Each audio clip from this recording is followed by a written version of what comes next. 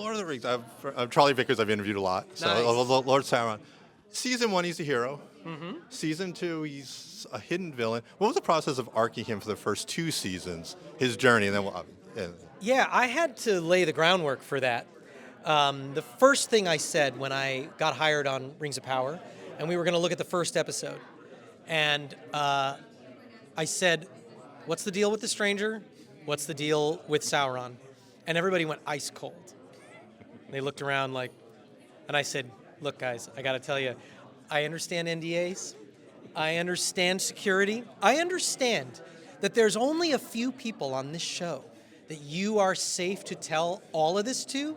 Not even all the actors know, execs don't know, but I promise you, I have to be one of those people that you can trust with this, because the stuff I'm going to write for you right now in episode 1 has to pay off later."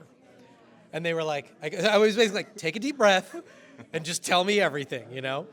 So that was groundwork that was laid. If you listen to the first single we ever put out, it's called Sauron. If you take that theme and play it backwards, you get Halbrand's theme. If you play it backwards, you get Halbrand's theme. If you play Halbrand's theme backwards, you get Sauron's theme. So in a very simple, coded way, I'm already kind of telling you that. And that was in the first episode. So coming into season 3, it's great to be able to drop all that pretense. You know what I mean? And Charlie gave such a fantastic performance. He is so menacing.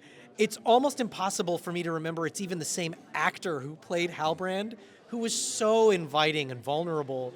So it's been great to take that same thematic material and now just empower it and supercharge it. Our last question. I was struck by the scene when Mordor exists, like when the Mordor and Galadriel has the smoke ash go over in your score. What was the process of you when scoring that scene? Because her expression, Morford Clark's expression, but you're setting up the world, that whole sequence, which I thought was one of the best in the series. You got to remember, at the end of episode 6, that's the biggest episode we had done to date. It was the first episode that was predominantly a big battle scene.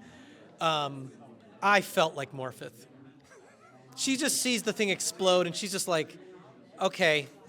It's like Matt Damon at the end of The Departed, just like, okay. Because I was just like, I am so out of steam, and I still have 2 more episodes to write after this. Just, okay, I'm just going to do it. I'm just going to write this.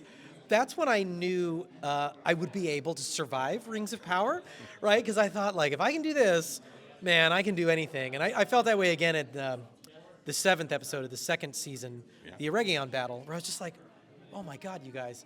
But it's inspiring because the show is paced so well, and there's so many exciting moments that I feel like it pulls the best ideas out of me. And you had the great moment where Sauron and Galadriel face off, Incredible. which I thought musically in that whole sequence was one of my favorites. How was that for you? The show has laid so many great foundational pieces, and really what I love the most about season 3 is that we are now reaping the benefits of that.